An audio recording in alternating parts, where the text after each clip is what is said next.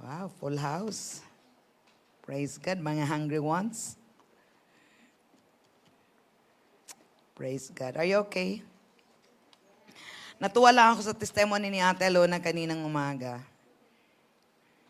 Sinabi kanina, di ba? Trust on what He said. Yung build nila sa tubig daw, 1,500 every month. Okay, 1,500 every month. Pagkatapos, in-apply niya yung declaration. So, lagi siyang nag-declare, ang tubig nila, yung bill nila ay bababa. Tama? Kinakaman niya yung kanilang bill na bababa ang kanilang tubig. Tapos, sumunod na bills nila, 1,100 na lang. Bumaba. Tuloy-tuloy pa rin siyang nag-declare. Bababa ang bill ng kanilang tubig. And praise the Lord, 90% ang discount. Naging 150 na lang ang kanilang bill. So there's power in declaration. Naalala ko si Pastor Andre, yung turo niya last Sunday. Kung naalala niyo man sa Genesis 1, na Genesis 2 that in the beginning God created the heaven and the earth, and then the verse 2 that the earth was formless and the Holy Spirit is hovering upon the earth, and then when God said let there be light, and there was light. So ang sinabi ni Pastor Andre to operate here is that we need the Holy Spirit, okay, because the Holy Spirit is hovering, and then the man who believe, and then the word works and action. So that's how we operate.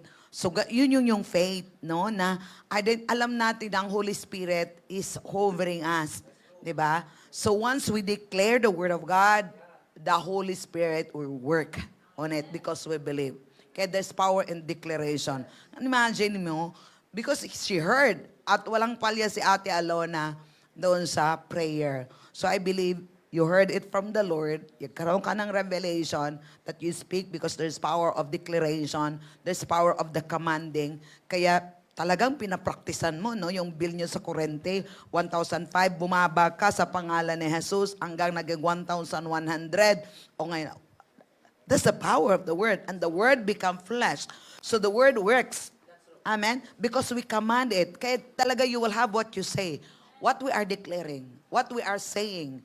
No, pero hindi naman din tayo makapag-declare. Walang faith yun upon from hearing. That's why we need to hear first and then declare. Because when we hear, it means that God is talking to us. So we agree with Him. We believe in what He says. And then you release. You say what He said. And then there's power. God will perform. Talagang wag tayong hiwalay dito. No, once we hear the word, you put it in you believe. Of course, you believe that is from the Lord, and then you put it in your mouth.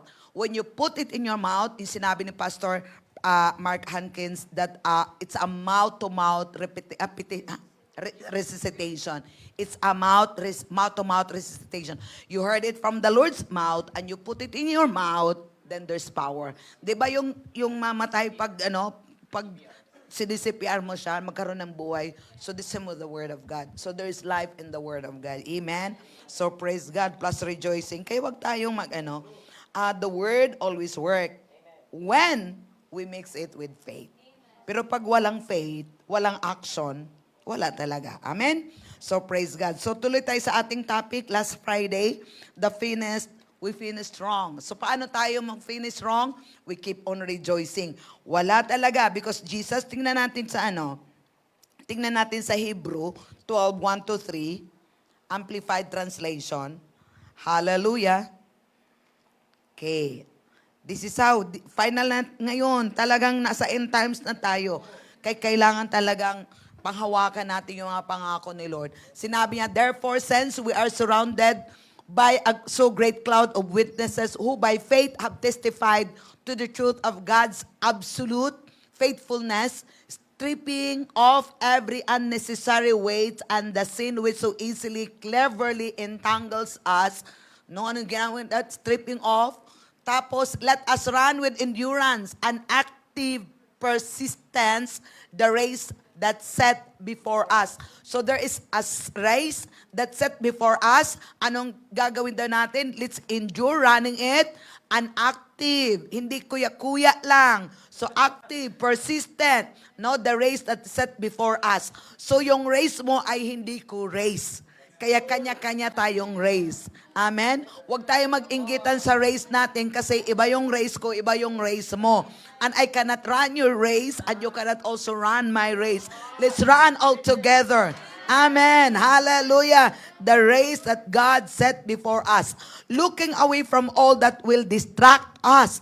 Looking away from all that distract us. So ano man yung mga makapag-distract sa atin, alisin natin yung mga mata natin doon.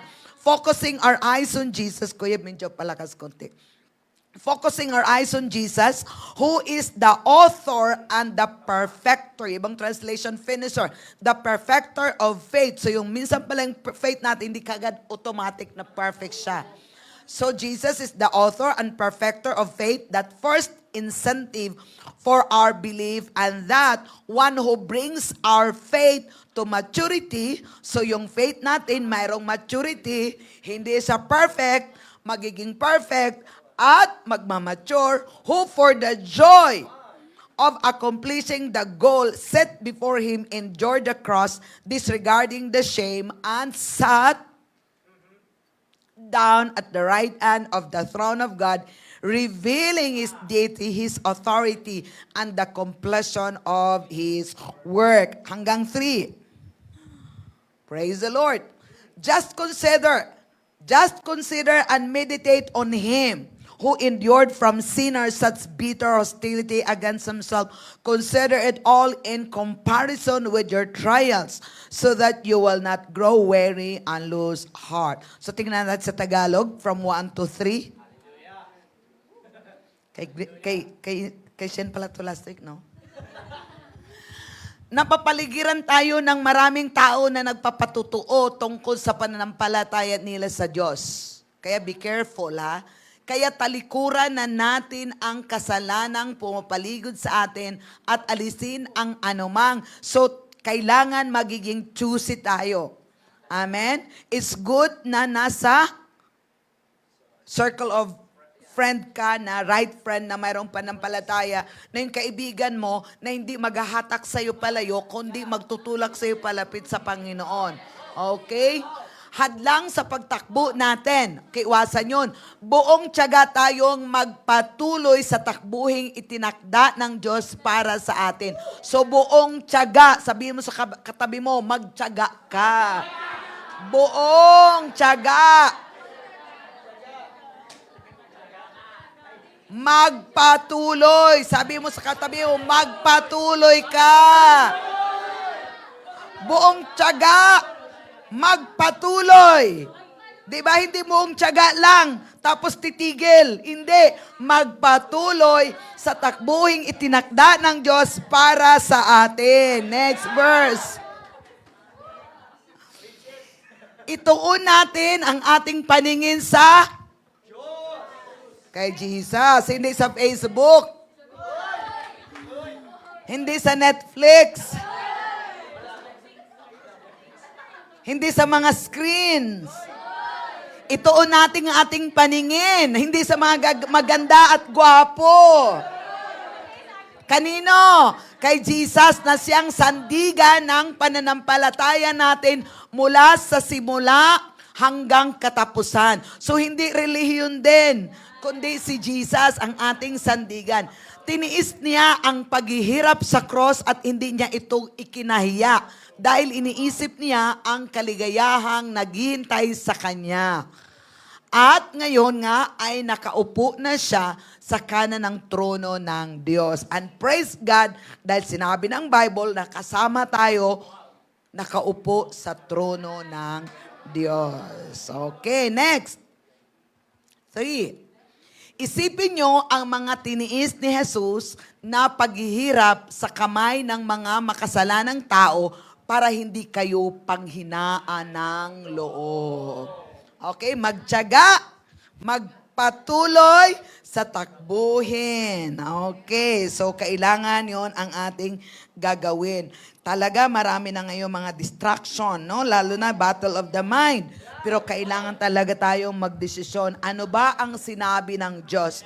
Kasi totoo yun. Bago dumating yung challenge mo, mayroong word si Lord na binigay sa'yo. Meron. Meron. Ngayon, kung hindi tayo magiging careful, hindi tayo magiging, ano ba yon? Careful or vigilant, or hindi natin binavalue yung word ni Lord, pagdating ng challenge, parang isinantabi mo yon. Binigay ni Lord yung mga word na yon, mayroong instruction si Lord, kasi alam ni Lord, bago mangyari yung, alam ni Lord kung anong, hindi siya nasa-shock kung ano yung mga pinagdadaanan mo ngayon. Kaya alam niya kung kailan ka darating ng kaaway. Kaya bago pa darating yung kaaway, binigyan ka na niya ng word. Binigyan ka na niya ng sword. Ngayon, nasa sa atin yung kung gamitin natin yung sword, which is the word of God in our mouth. Amen. Kasi si Lord, hindi po siyang pwedeng mag-release ng word sa'yo. Kaya ibinigay niya yung word sa'yo, ibinigay niya yung truth sa'yo, kasi yun yung weapon mo.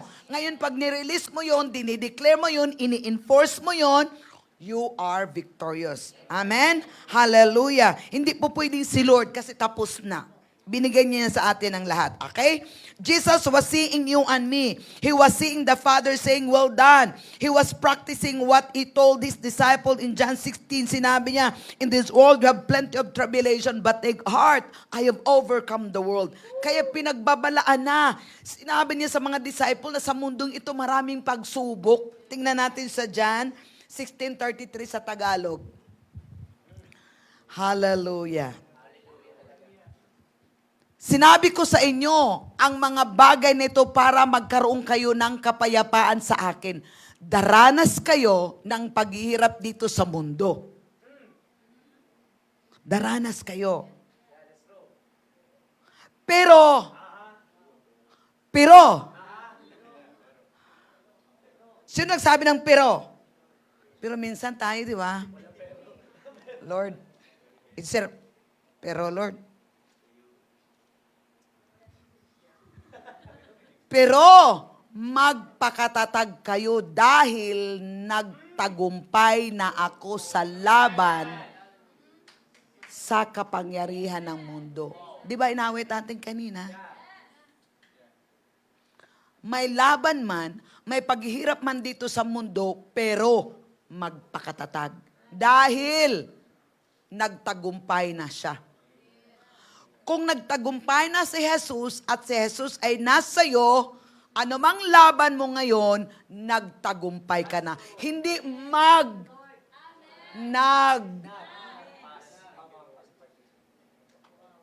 anumang pagsubok. Kaya paano natin i-approach yun, yung mga problema natin?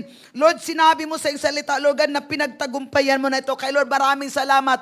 Tagumpay na ako, Panginoon God, sa labang ito. Dahil niwala ako, Panginoon, hindi ko ito laban. Laban mo ito, Diyos, sa pangalan ni Jesus.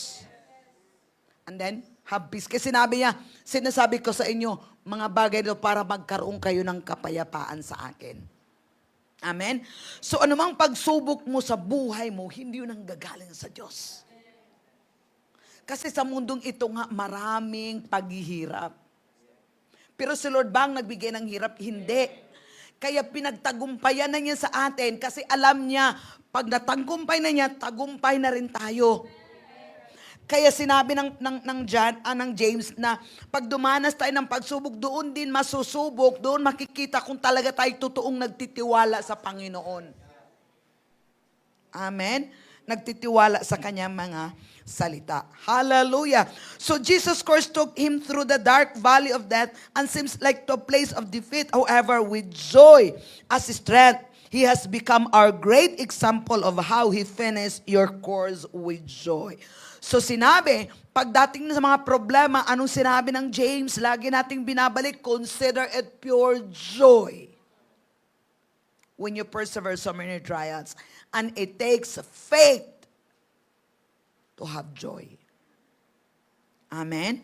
Kasi the joy of the Lord is our strength. Kaya practice talaga yun natin.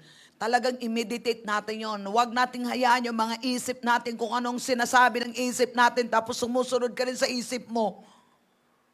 Amen? We need to release our faith. The joy of the Lord, hindi din siya automatically done, but it's your choice. Amen? It's your choice. Hallelujah. Praise God. Okay, tingnan natin sa 2 Corinthians 4:16 to 18. Magtagalog muna tayo. May bisita tayo eh. Pinagpiprito niya eh. 2 Corinthians. Iyan ang dahilan kung bakit hindi kami pinanghinaan ng loob. Kahit na unti-unting humihina ang aming katawan, patuloy namang lumalakas ang aming espiritu. It's not about the outward, it's the inside.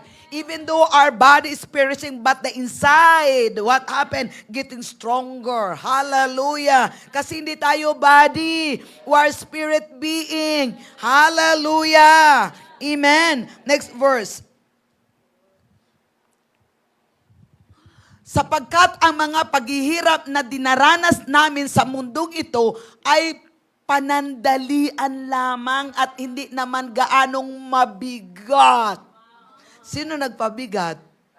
Tayo. Di ba? Matthew ka nung nakarang Friday. Di ba? Sapagkat ang mga paghihirap na dinaranas namin sa mundong ito ay panandalian lamang. At hindi naman gaanong mabigat. Pero pag feeling mo, ang bigat-bigat na talaga, hindi mabigat. At dahil sa aming mga paghihirap, may inihahandang gantimpala ang Diyos para sa amin na mananatiling magpakailanman at hinding-hindi mapapantayan. Wow! Hallelujah! Sa English na lang ako dito. For our light affliction, which is for a moment, is working for us a far more exceeding and eternal weight of glory. Wow! Verse 18. Kaya hindi namin pinapahalagahan ang mga bagay na nakikita sa mundong ito, kundi ang mga bagay hindi na nakikita. Sapagkat ang mga bagay na nakikita ay panandalian lamang, pero ang mga bagay na hindi nakikita ay walang hanggan. While we do not look at the things which are seen, but the things which are not seen. For the things which are seen are temporary, but the things which are not seen are eternal. Finish strong. Kaya wag talaga tayong tumingin sa natural. Oh, kung makita mo yung natural, don't pay your attention in the natural. Look beyond to the spiritual. Amen? To the unseen thing, because the unseen thing is real and forever. Hallelujah. That's eternal. So Paul wasn't looking at the trouble around him because he had seen a vision of Jesus. That vision became his focus so he wouldn't run his race in vain. He kept his focus with the help of joy. Ano ba ang pinapagawa ni Lord sa iyo?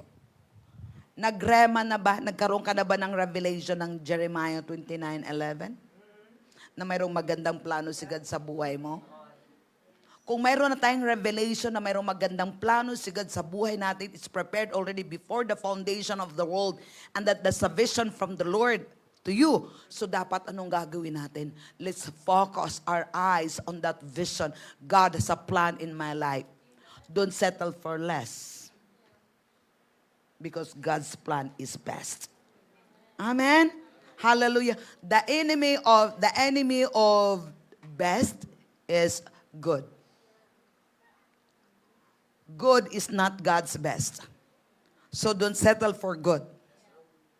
Because God's plan in our life is the best plan. Amen. Hallelujah. So kailangan mag-focus tayo. Amen. Kaya ginagawa natin dito, sige, kain. Kung saan yung makakain na pwede natin kakain, pumupunta tayo. Bakit? Meron tayong goal. Hindi tayo pumupunta-punta kung saan-saan tayo. Para lang gumagala. Sa Bisaya pa, magpuyo na lang ta. But no. We have a vision. We have a purpose. Amen? Because that's a building block. Hallelujah. Praise God. Na-share ko kay Sister Girlie last Tuesday. Doon si Pastor Andre. Tapos sabi ko si Sister Girlie, Grabe nun. Isang ministry lang, isang minister lang na hindi mo mapupuntahan. Parang nawalan ka na ng isang block. Hindi mo mabubuo. Kasi talagang nagbibuild siya. Where God connected you. Kung saan yung gusto ni Lord na doon ka because you have always a word na magbibuild kung ano nang binibuild ni Lord sa atin. Kaya mahalaga talaga na lagi tayong ando doon sa place na kung saan tayo doon dinadala ng Panginoon because God want to fill us, want to build us more in our life. Amen? Hallelujah. Praise God. Tingnan natin sa Psalms 92 verse 10. Praise God. So there's a vision. Pinalakas niyo ako na tulad ng lakas ng turo at binigyan niyo rin ako ng kagalakan. Tingnan natin sa English nito. Ha. New King James. Pinalakas niyo ako tulad ng lakas ng toro. Praise the Lord. New King James. A senseless man does not know, nor does a fool understand. Saan na ba tayo? 10. But my horn you have exalted like a wild ox. I have been anointed with fresh oil. Yung anointing ni Lord, yun ang magbibigay sa atin ng joy. Amen? Because the joy of the Lord is our strength. Merong testimony, sinabi niya, I walked into a store to look for some special oil for one of my cars. And I noticed that there was a certain oil with special ingredients formulated for engines with a high mileage of 75 miles or more. So, ang oil pala sa car ay depende po yon sa klase. Mayroong oil na mag-exila yung mileage ng takbo ng gamit mo at mayroon ding matagal na gamit. So sinabi niya dito, if oil companies can make a special oil for engines with a high mileage, I'm sure God has special oil for believers with high mileage. According to Isaiah 61 verse 3, the anointing is the oil of joy and is so powerful that heals the brokenhearted, set captives free, and opens the blind. Tingnan natin sa Isaiah. Sinabi niya, the Spirit of the Lord, Isaiah 61 verse 1, the Spirit of the Lord is upon me because He has anointed me, what? To preach the gospel. Hallelujah. The Spirit of the Lord is upon me because the Lord has anointed me to preach good tidings to the poor. Tingnan mo yung anointing. To preach the gospel. And He has sent me to heal the brokenhearted, to proclaim liberty to the captives and the opening of the prisoner for those who are bound. Next. Ayun na yun? Okay. So, there's anointing. No, yung oil na yun yung magre-refresh sa atin, yun yung mapapatakbo sa atin. Totoo, without Christ, hindi man natin magagawa talaga eh. Without the presence of God, hindi natin magagawa. Anong pinapagawa ng Diyos sa buhay po natin? Gagawin mo man, pero ganoon ka na. Ang ingay-ingay mo na, para yung gate na walang langis. Ang ingay. Laging nagmamaktol na. Praise the Lord. So without proper oil changes sa engine, ano mangyari sa makina? Mag-overheat siya and make a lot of racket and eventually magsa-shut down yung makina. So the anointing is the oil of joy. So yung anointing is the oil of joy, and just an engine require an oil change to work right. We need a fresh anointing of the Holy Ghost. Yun ang nangyari kanina sa ating devotion. So many Christians put off getting refilled with the oil of joy and the Holy Ghost because they are ignorant about it. Are too busy or don't think it's necessary. Don't be ignorant, but stay full of the Holy Spirit. It is necessary. It's not necessary unless it's necessary. We need the anointing of the Holy Spirit. We need the presence of the Lord every day in our life. Kasi kung wala na yon, kapatid, mabigat. Kasi sinabi niya, hindi naman mabigat yung aming mga pinagdadaanan nilang problema. Bakit hindi mabigat? Because of the anointing. They are flowing in the anointing. There's a joy of the Lord. They're in the presence of God. Alam nila yung weight na yun, yung bigat na yun. Hindi lang sila ang nagbibit-bit, kundi ang Diyos ang nagbibit-bit. Amen? Kaya sa buhay natin talagang mabigat kung hindi mo kasama ang Diyos. Awit kanina, God is with us. Amen. So kung hindi ang Diyos kasama mo, idi sino? Di ba? Idi sino? Sinabi ni Paul, Paul said, rejoice in the Lord always. And again, I say, rejoice. Tingnan natin sa Philippians 4:4. Okay.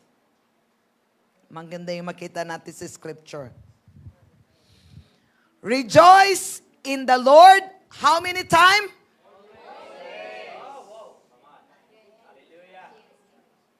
When was the last time you rejoiced? Rejoice in the Lord always. Again, I will say, rejoice. Bakit repeat na. Ulitin mong magre-rejoice ka. Amen. Hallelujah. So maybe you've once been full of the oil of joy and the Holy Ghost, but now you've got high mileage and you're clocking along, not getting anywhere. Bakit? Na-stop ka na. Bakit? Hindi ka na nagpa-change oil. So kailangan mo ulit mag-refill. Kaya meron tayong Holy Ghost night. Amen. Hallelujah. Para ma-refill tayo. At hindi lang yun. Huwag mong antayin din yung Friday pa. Lobat ka talaga. Kaya pagdating ng Friday, hindi mo na kayang pumunta sa church. Kasi wala nang langis. Wala nang strength. Amen? Kasi sinabi ni Paul, rejoice in the Lord always. Ilang beses tayo mag-rejoice? Always. Ilang beses yung always? Lagi. Diba? So, hindi tayo laging namumroblema. Laging nagre-rejoice tayo.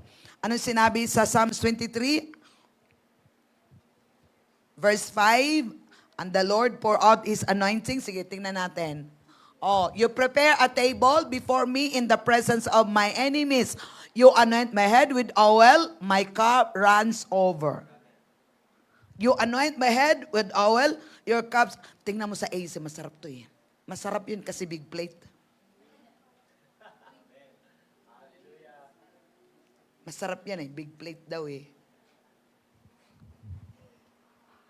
Oh, di ba? You prepare a big meal for me. Wow! While my enemies watch, nakatingin lang pala siya sa'yo eh. You put olive oil on my head. You bless me so much that my cup is completely full. So this is the scripture. Kaya pag may problema talaga, rejoice always. Kasi ang Diyos mismo, you prepare. Sige nga from 1. Sige, dito tayo mag-end na lang. Sige. Sige kayo nga magbasa. 1, 2, ready, basa! The Lord takes care of me, like a shepherd with his sheep. I have everything that I need. Period. You have everything. Bakit parang wala? The Lord takes care of me, like a shepherd with a sheep. I have everything that I need. I have. So this is a picture. If we believe and we put it in our mouth, you have everything that you need. Kaya yung need ay hindi problema. Amen? Today is the day that you have made. Next verse. Basa.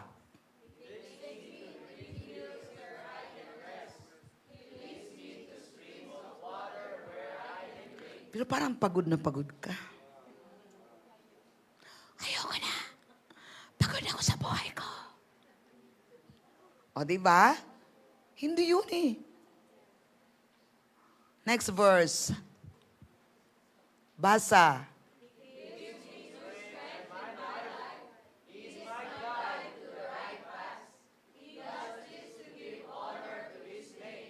Diba araw-araw?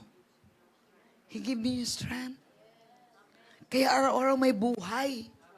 Amen. Hindi gulo. Hindi pagulo ng pagulo. Paganda ng paganda araw-araw. Because the path of the just become brighter and brighter. Amen. He does this to give honor to His name. Hindi para sa'yo, para sa Kanya. Kasi tatay natin siya eh. Mga anak niya tayo eh. Next verse. Basa.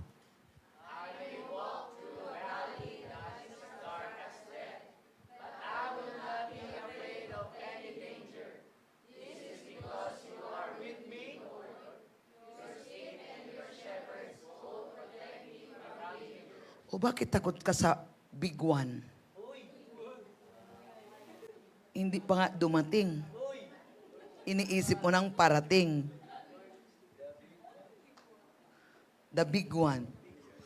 I may walk through the valley that is as dark as death, but I will not be afraid of any danger.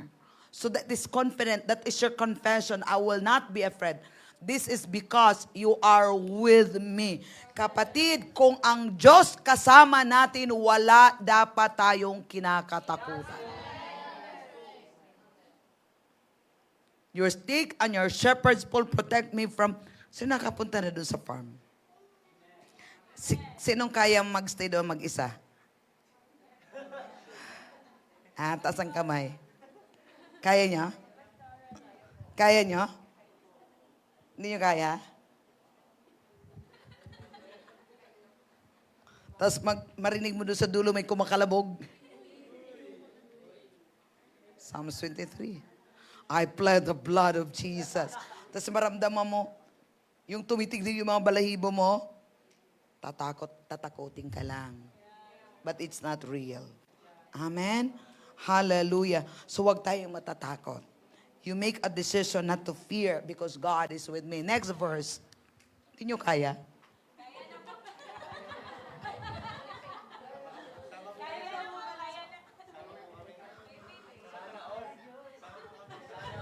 Yung isa ka lang talaga. Sige. Verse 5. Basa.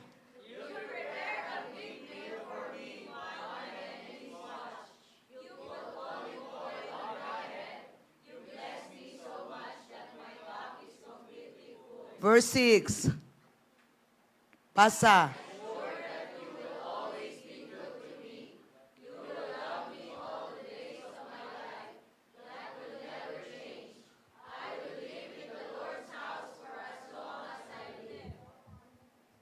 Kagustuhan mo pala hanggang ilang taong ka mabuhay? Bakit sasabihin kinuha na siya ng Diyos? I will live in the Lord's house for as long as I live. Amen? Hallelujah! Praise God! Tingnan natin sa Isaiah 10:27. King James Version. It helps. And it shall come to pass in that day that his burden shall be taken away from off thy shoulder and his yoke from off thy neck. And the yoke shall be destroyed because of the anointing. So anong trabaho ng anointing? Yoke destroyer, burden remover. So kung mayroon kang burden, mayroon kang yoke bigat-bigat na, just come in the presence of God. Because the presence of God, the anointing of God, is a yoke destroyer and burden remover. Tingnan natin sa King James. Sige, sa Tagalog muna, sa Tagalog. Sa Easy Translation, sige, sa Easy Translation. Will be taken away from you. Tingnan mo, the burden will be taken away from your shoulder and his yoke from your neck. And the yoke will be, eto na, at the time the Lord will remove the heavy load that is on your shoulders. Wow. And He will destroy the yoke that is on your neck. You will no longer be their slave. The Lord will bless you and make you. Ayoko niyan. In the spirit. Pero wag sa body. In the spirit. Amen? So, tingnan natin yung anointing, di ba? So, kailangan nga natin, hindi talaga po pwede. Pag wala yan, wala tayo sa presence ni Lord. Tingnan mo sa John 16:20. John 16:20. Most assuredly I say to you that you will, saan ba yun? 27, wait muna. Yung anointing will cause you to know eh. John. Hallelujah. You have the anointing of the Holy Spirit.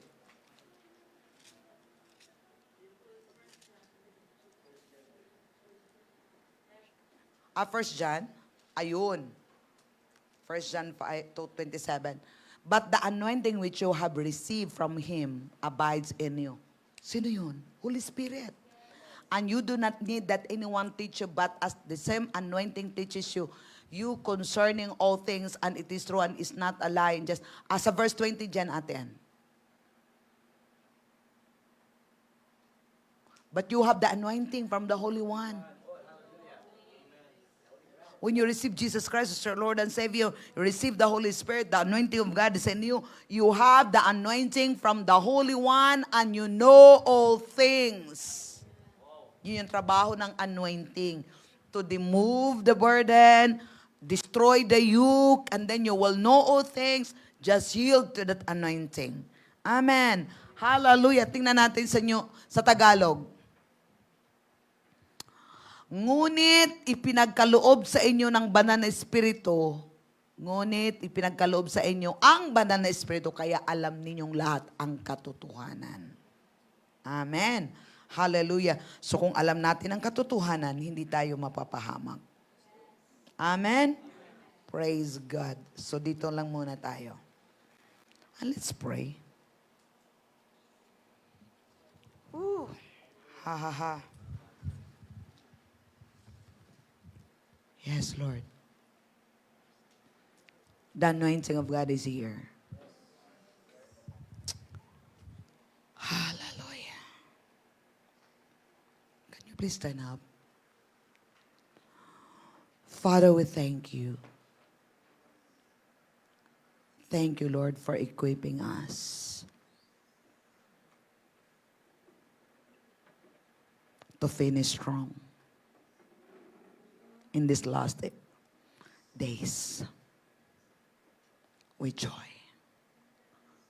Lord, we need your anointing. We need the activation, refilling of that anointing, Lord, in our life. We receive the anointing of God from the Lord, that we will know all things. The things of God that we don't know, that anointing will cause us to know. Hallelujah. Oh, thank you, Lord.